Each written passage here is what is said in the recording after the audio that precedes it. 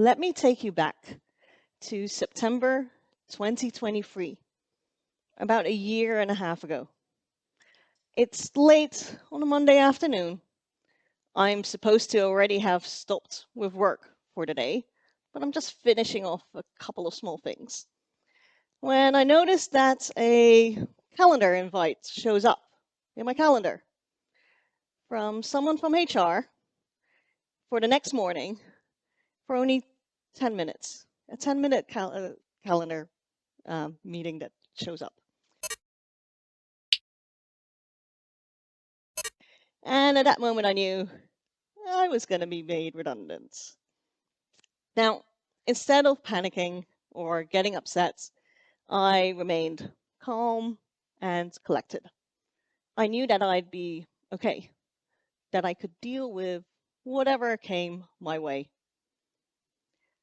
So throughout my career, I've gone through various ups and downs. I've been part of multiple startups and all the challenges that have come with that. I've worked at companies that have gone through strategy changes and restructuring. I've been an event organizer and know all about the things that's where you need to do last minute stuff, like figuring out where the t-shirts were posted and trying to find them in a massive building.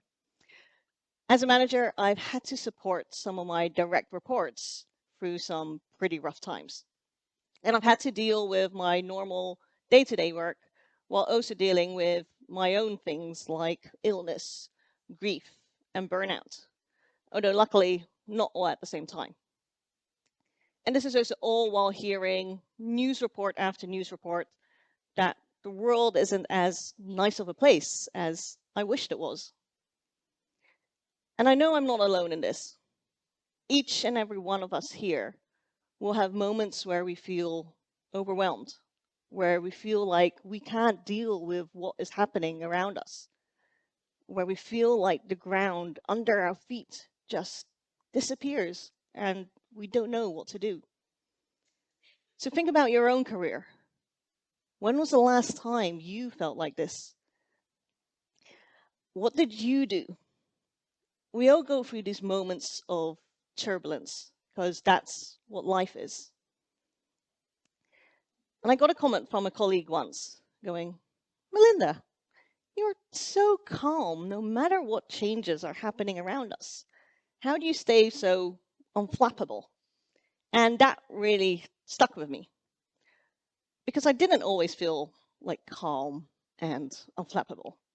Sometimes I was, sometimes I appeared to be, but on the inside, I really, really wasn't. And then other times, I definitely felt more like I just needed to scream into the void and into my pillow. So it got me thinking about resilience. What was it that helped me through the things that I had been through? And why can that change in different situations? How do we react to what life throws our way? Now, I've always been fascinated by how our brains work, and especially how emotions work. So I studied computer science, but my master's thesis was about emotion recognition. So developing an AI system that could classify facial expressions. And at the time, I was focused on how computers could understand emotions. But much of what I learned at the time could also be applied to humans. And the way we teach algorithms to reason about emotions is based on how humans interpret emotions. So I've remained fascinated by that psychology of emotions and how to apply that to the engineering teams that I've worked with. So my name is Melinda Seckington, and after being made redundant, I started my own company called Learn, Build, Share, where I work with engineers and engineering teams to help improve their communication and leadership skills. So I used to be an engineer and an engineering manager at companies like FutureLearn and the Wikimedia Foundation. And part of my role there has always been to look at internal engineering cultures and how to help grow the people that I worked with. And understanding how emotions work and how to manage them, is really key in leadership, but honestly also just in life in general. And now more than ever, resilience is something that we need to talk about, especially with the current state of the tech industry and the current state of the world. Redundancies, layoffs, burnout, these are happening constantly around us, to our colleagues, to our friends, to some of us, all while having to deal with various news reports of disasters, wars, and political changes. And these challenges, they aren't going away. The only way to deal with them is by understanding how we can be resilient to handle stress, uncertainty, and setbacks. So if you've ever felt like you should be coping better than you are, then this talk is for you. Together, we're going to look at what resilience is and how to develop it. Now, one thing that I want to highlight here is I'm not talking here today as someone who has figured this all out, as the #1 expert on resilience. Because looking back, I can say that when it comes to work, I felt pretty resilient to most things. Strategy changes, people leaving, being made redundant. Yeah, I felt like I can roll with those challenges. But then a few years ago, my husband and I decided to buy a house. We found a place that we loved, we made an offer, and it got accepted. And we started a process to get all the paperwork and building checks sorted. But this is in the UK, and it's like this entire process is designed to test your resilience. You're just waiting and worrying and just hoping everything will go all right. In our case, it didn't. After 4 months of waiting and worrying, the seller decided to withdraw. And in the UK, until the sale is finalized and you have the actual keys in your hands, both parties can stop at any time. And it's common enough that it has a word, gesamt. So yeah, after 4 months of waiting, we got gesamt. And I can't say I was very resilient throughout that process. So I'm sharing this to show that even though I feel like I'm pretty resilient in some contexts, I feel like there are other areas where I need to learn to be more resilient. And preparing this talk has helped me understand what things I did in other situations that I could apply more generally. So I'm not standing here in front of you as someone who is resilient all the time, who has all the answers, because we're learning all the time. And that's okay. I'm resilient enough to admit that there are times when I'm not okay. And I want to share some techniques and methods that have helped me, and I hope that they'll be useful for you too. So let's start by looking at what exactly is resilience. So here's a definition that I like. Resilience is the capacity to withstand or to recover quickly from difficulties. It also means the ability of a substance or object to spring back into shape, which is kind of meant as a material resilience, but I think it applies to people as well. For me, resilience is the ability to adapt and bounce back when things don't go as planned. It's about how we respond when we're thrown into challenging situations, like being made redundant or recovering from a failed project. In reality, though, resilience isn't just about being tough. It's not about putting on a brave face and pretending that everything is okay. It's not about never struggling. Resilience is about how you handle those curveballs. It's about actually being able to withstand and recover and deal with it all.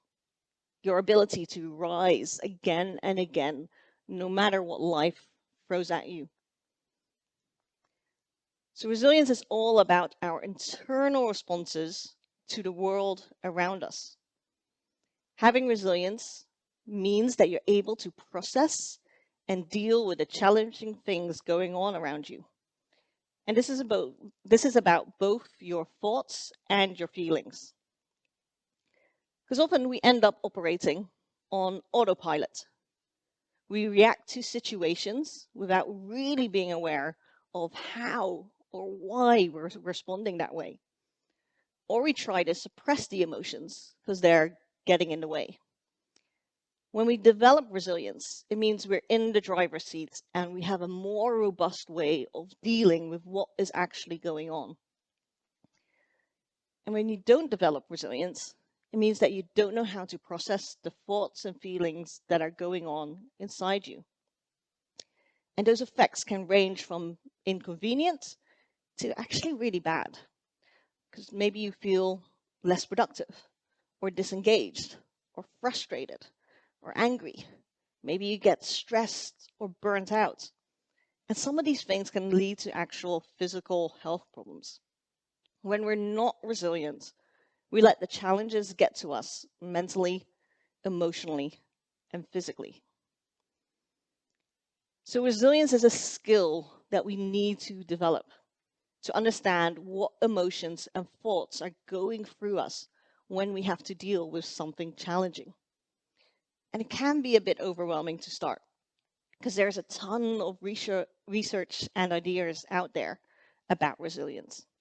It's a topic that I could literally talk for hours about, but instead I'm going to share what has been most helpful for me. So these are some of the books that really shaped my understanding of resilience. And I'll touch on ideas from these books today. They all help me come to understand resilience more. They each highlight how understanding how you think and reason about your emotions is really key to understanding resilience.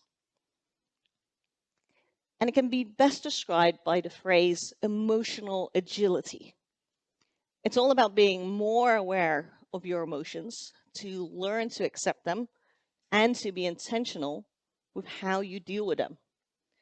Understanding how to be more emotionally agile helps you to be more resilient. So I'm going to be talking about three things today. First, we'll look at reframing some resilience myths to get you into that right mindset about how to think about resilience. Then we'll look at how to develop emotional agility. And finally, we'll look at improving your resilience. So first, let's take a look at some of the common myths we have about resilience, because these can get in the way of us learning how to change.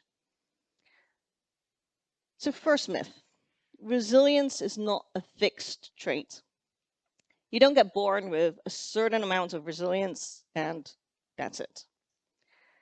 Resilience is something you can develop and practice rather than it being this inherent quality that is fixed within you. And this ties in with our idea of a growth mindset. None of our skills or behaviors are fixed. Every one of you here can learn to be more resilient. You're all able to change and adapt. Resilience is like any other skill. It's something we can learn, practice, and improve. Which brings us to the second myth. Resilience is not built up.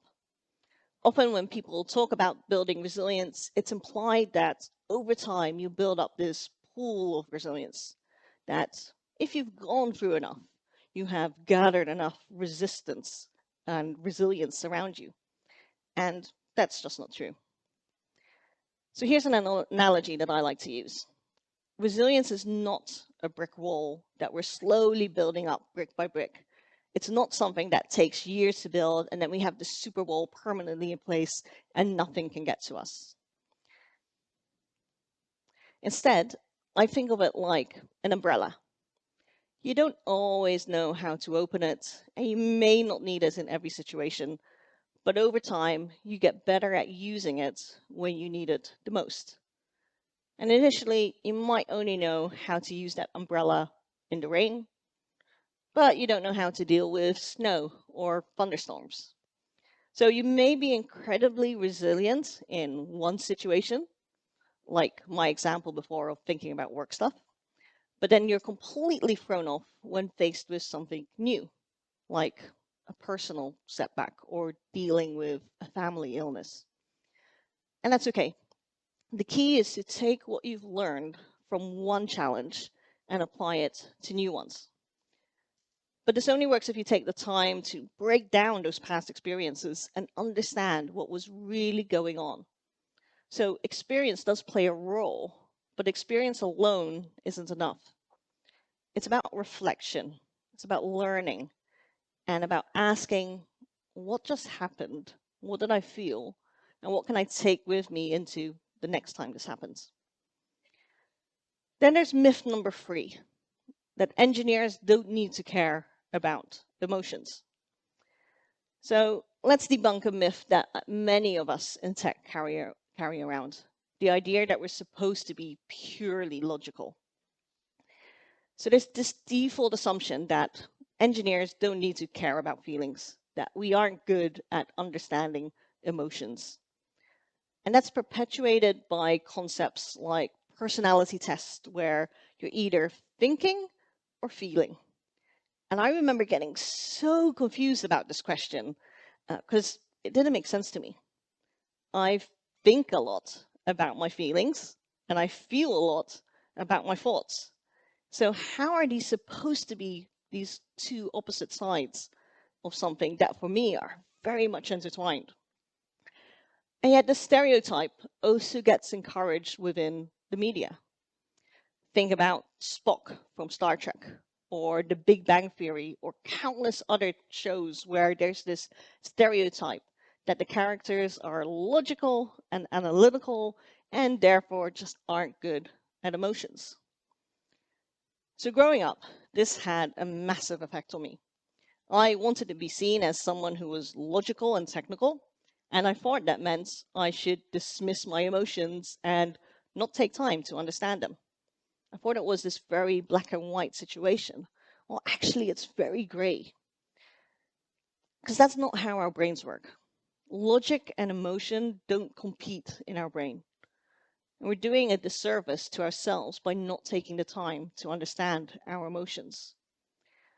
And in fact, emotions feed into our thoughts, into our decisions, and into our actions. So denying them or pretending that we don't need to deal with them, that just doesn't work. Our emotions are a key part of our decision making. We associate negative and positive feelings to memories of how we make decisions. So there's research done over a decade ago that looked at patients with brain damage who weren't able to understand emotions anymore, and they made worse decisions. So we need emotions to be logical, to be analytical. So emotions affect everything that we do. They influence how we respond to feedback, how we solve problems, and how we work in our teams. So the good news is, though, is that once we start to learn to recognize and name our emotions, we can start to manage them and influence them. And this leads to better decision making and better resilience. Then myth number 4, resilience only applies to big challenges. So we often think of resilience in terms of, those big challenges. Things like being made redundant, major life changes, your best friend moving away. But what really builds resilience is our ability to handle the small, everyday challenges. Because small wins matter. They build our confidence and reinforce the belief that we can handle whatever comes next. Every time you overcome a small challenge, you're preparing yourself for bigger ones. So the techniques that I'm talking about today, don't wait until something big comes along to put these into practice. Try these out as soon as you can. So next time your colleague says something that surprises or frustrates you, or something happens that is kind of unexpected, see it as an opportunity to put some of these skills into practice. So those are 4 myths about resilience that get in the way of us learning how to change. So if those myths are holding us back, what can move us forward? And this is where emotional agility comes in. So what is emotional agility? How do we define it? So the first time I came across this phrase was in the book Emotional Agility from Susan David. Even though it's a principle that I feel lots of other books have described over the years, this was the first time I heard a phrase that really encapsulated it all. So here's how David defines it. Emotional agility means being aware and accepting of all your emotions, even learning from the most difficult ones. So this ties back to what we said earlier about resilience. If we want to deal with turbulent and challenging times in a healthy way, in a way that we can bounce back, it means that we need to be able to understand what's going on inside us. We need to be able to look at ourselves and have that awareness of what emotions are happening. What are we feeling? So the gist of emotional agility can be summed up by this quote by Viktor Frankl. Between stimulus and response, there is a space. In that space is our power to choose our response. And in our response lies our growth and our freedom. So when we're emotionally agile and something happens where there's the stimulus, we can create breathing space to figure out what we want our response to be, rather than defaulting to that autopilot behavior. So I'm going to look at this process in a bit more detail. What are the steps that we need to take to respond in a more resilient way? So step one is understand your default behaviors. When something stressful happens, we all have default ways of reacting. So I'm going to take a look at what the most common ones are. So the first is bottling up your emotions. So this is about putting your emotions to the side and just trying to get on with things. In this case, you're ignoring, minimizing, or suppressing your emotions. It might mean that you try to distract yourself with doing something else, or you brush away the feeling that you're experiencing, or you tell yourself that you shouldn't feel like this. Bottling means pretending the emotion just doesn't exist. Now, sometimes when things go wrong, bottling up is the needed first response. Let's say you're at work and there is a critical incident and everything is on fire. Sometimes you do need to just set aside your emotions and get on with things. Because if you're there as the boss crying in the corner, that's not really going to be helpful to anyone. But it's all about the extremes, not just ignoring your emotions briefly, but constantly minimizing them and pretending they don't exist. That's just not good. Then we have ruminating and brooding. And that's almost the opposite of bottling. You're fully into the emotion, but you're obsessing over the past and specific details. You're going over all the things that you could say or do, or the things that you could have done differently. You obsess over a certain aspect of that challenging situation. Let's say you caused a bug with some major downtime. If you're brooding, you might go over what it was that you shipped, what you might have missed, why you didn't see that mistake that you made. With brooding, you circle and circle and circle back over the same things over and over again. Then there's forcing false positivity. So this is pretending to be happier than you actually are, or pushing yourself to feel more happy. Again, this is a variation of ignoring your negative emotions, but you're chasing the positivity. Now, some form of staying positive is good. But again, this is when it's taken to the extreme, when you only focus on the good and happy side, and you ignore the useful warnings of your negative emotions. And then there's 4, which is healthy emotional processing, where we deal with the actual emotions. And that's what we'll be looking at for the next step. So I'm not saying too much about it yet, but think about these other responses and take a moment to reflect. What's your default behavior? How do you usually respond to stress or setbacks? Do you bottle it up? Do you brood? Or do you force positivity? So I know for myself that I'm a brooder, an overthinker. I worry and ruminate about all the things that could have gone differently. Or I think of all the things that could have happened. I think about all the worst case scenarios as if by going over all the possibilities, they're less likely to happen. So recognizing your go-to behavior is the first step to building healthier emotional habits, because it means that you can stop falling into that trap of going on autopilot. So step 2 is recognize your emotions. You can't manage what you don't notice. Awareness of emotions is the key to resilience. So this is about stepping into what you're feeling and getting curious about it. It's about self-awareness, really understanding what is going on inside your head. So learn to become more self-aware of the emotion. What exactly are you experiencing? What are the nuances? Now, sometimes you might not have the words to describe what you're feeling. It can take time to put into words what it exactly is. Let's say you're feeling stressed about something at work. That term stressed is actually very, very broad. So can you narrow it down? Is it frustration? Is it exhaustion? Is it anger? So pinpoint exactly what the emotion is. And if you need some help with labeling the emotion, there are resources out there that can help.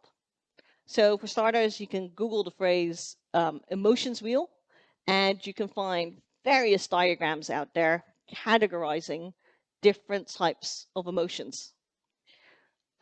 Or you can look at Brene Brown's book, Atlas of the Heart, which describes 87 different types of emotions that we have, which is actually more than came to mind for me. So you can learn how to label what you are experiencing. And then ask yourself, what is the purpose of this emotion? What is this emotion trying to tell me? Every emotion has a purpose, even the ones that we label as negative. They're signals, warning signs that something needs attention. Anger might be telling you that a boundary has been crossed. Anxiety might be pointing out that you're unsure about something, or it's flagging that there's a risk that you're not considering.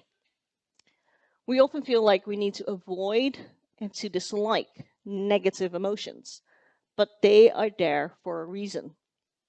So the goal here isn't to avoid these emotions, but to recognize and make sense of them.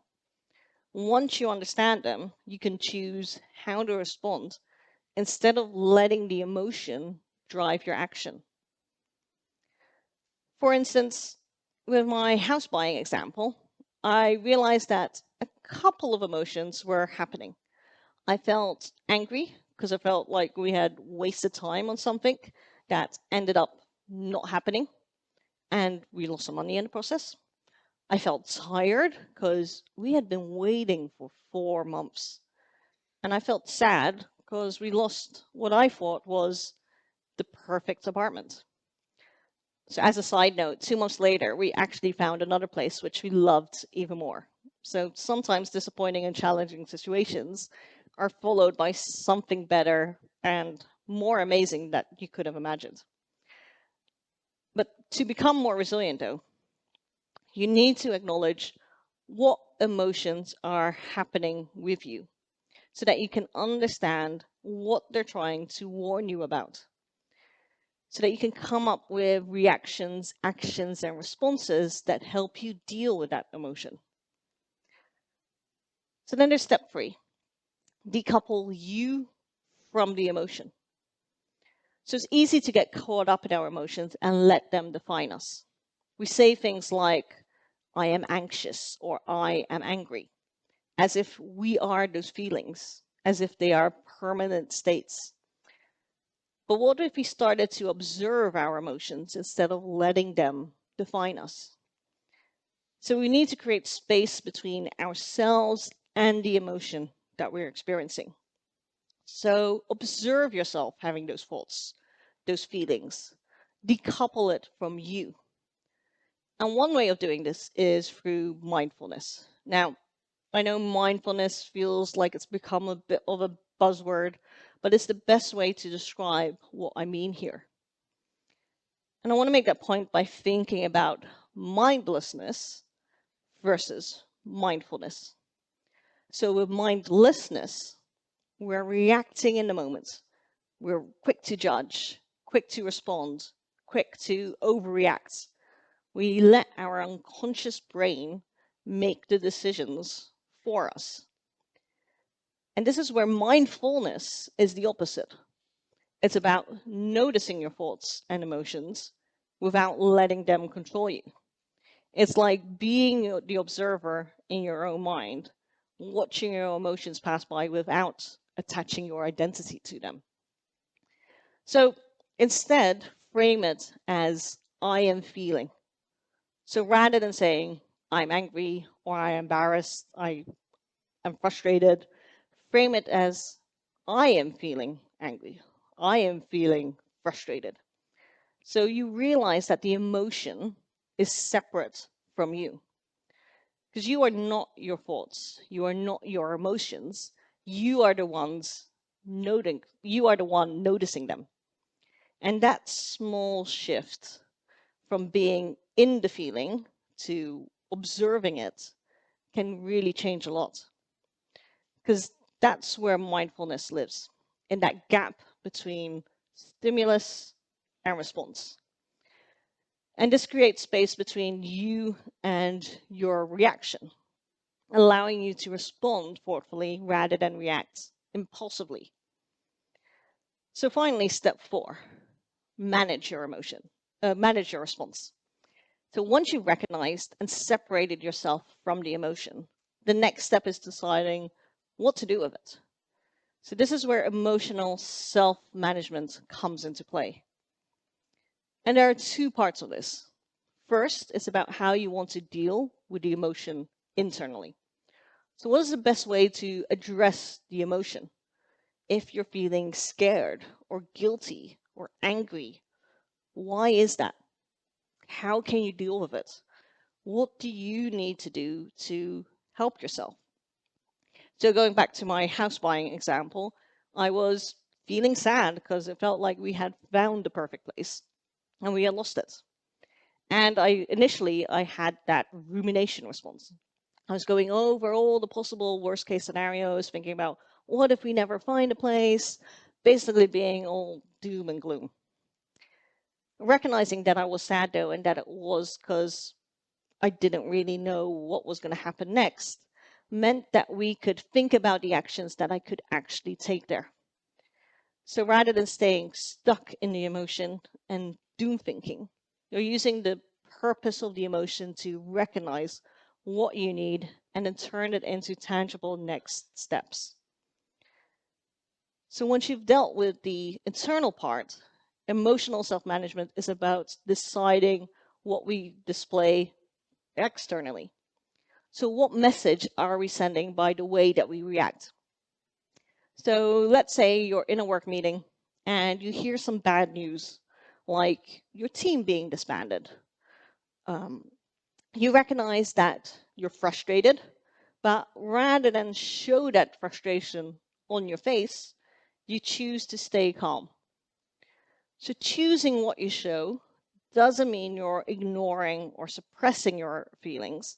It's about consciously deciding how you present yourself in a way that keeps the situation productive. So emotional agility isn't always about choosing the right thing to do. It's about giving yourself enough space to make a choice in the first place. And sometimes managing our emotions is less about deciding what to display and more about knowing and choosing when to step away, when to pause, and when to recharge. So when you're caught up in the heat of the moment, it's easy to think that you have to solve everything there and then. But the reality is, things often become clearer when we give ourselves time and space to pause, to process, and regroup. So knowing when to take that step back is a real important part of building that emotional agility. And finally, building resilience doesn't mean doing it all alone. Sometimes the best way to manage your emotions is by talking to others.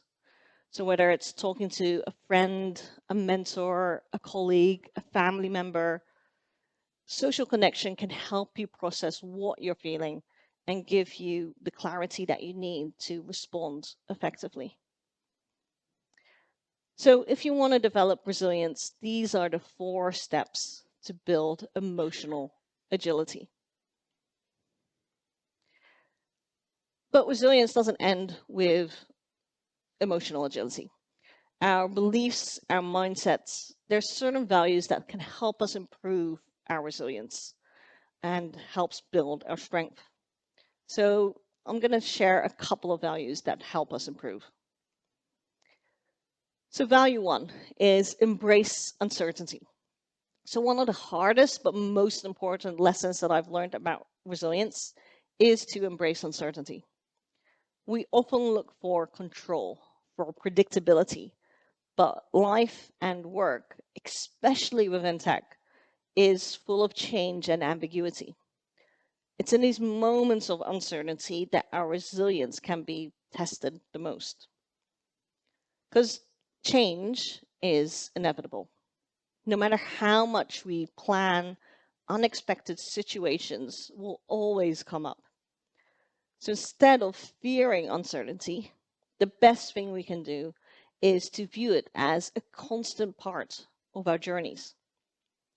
It's an opportunity for us to grow, not something that we need to avoid. So one key to embracing uncertainty is focusing on what's within our control. Because here's the thing, we don't get to control the current economy or climate. We don't get to control the unexpected reorgs or the random Slack message that says, "Hi, do you have some time to chat?" But we do get to choose how we respond. So ask yourself, what's in my control right now? Not in a year, not in a week, but in that specific moment. Because even when the bigger picture is kind of chaotic, you can still have control over your next choice, your next step.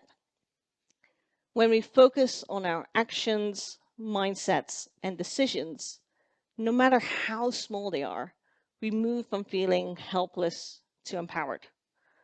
Not because we've eliminated uncertainty, but because we remembered that we are not passive in the story. So the second value is to adopt a growth mindset, a belief that our abilities, including resilience, can be developed.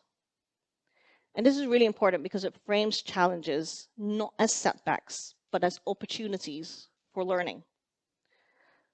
So in the opposite of a growth mindset, a fixed mindset, challenges are seen as threats. A failure feels really final. But in a growth mindset, challenges are seen as chances to learn.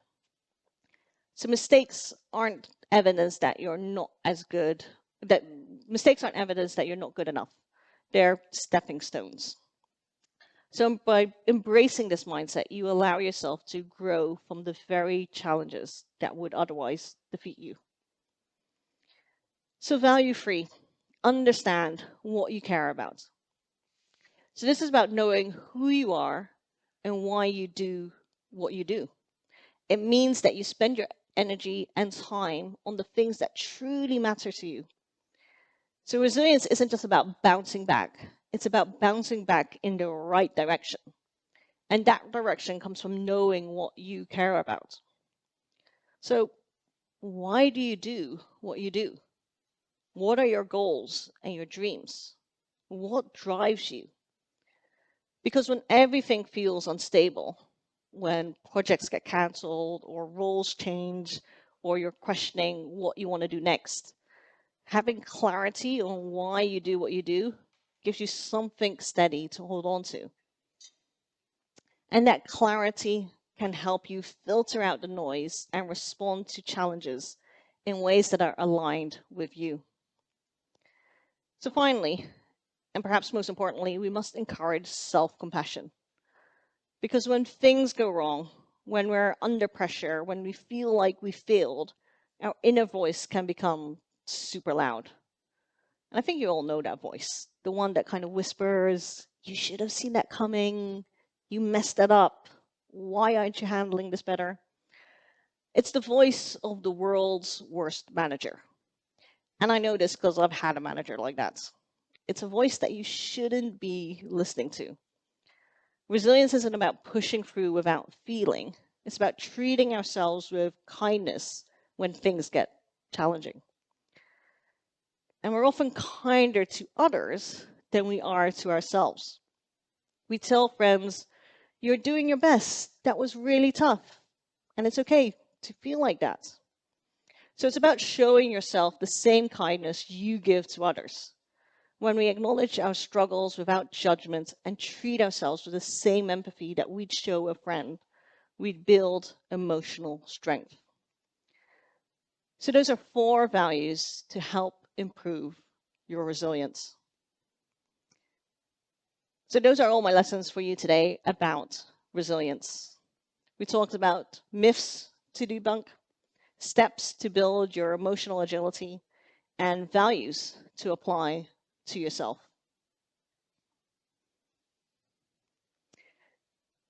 So if I can share one final thing from my own experience, it's that I didn't always think of myself as someone who could be resilient. Over time, I realized that other people weren't just naturally more resilient. They had learned to manage their responses, just like we've talked about today. I didn't always feel resilient. I just kept learning. And that's what I want for all of you. Not to be unshakable, but to know that you'll keep standing even after the ground shifts. So resilience isn't a one-time thing. It's not about bouncing back once and being done with it. It's something that you develop over time through repeated practice. Every setback, every difficult moment, every minor frustration, it's another chance to strengthen that resilience muscle. And emotional agility is one of the most powerful tools that you can use along the way.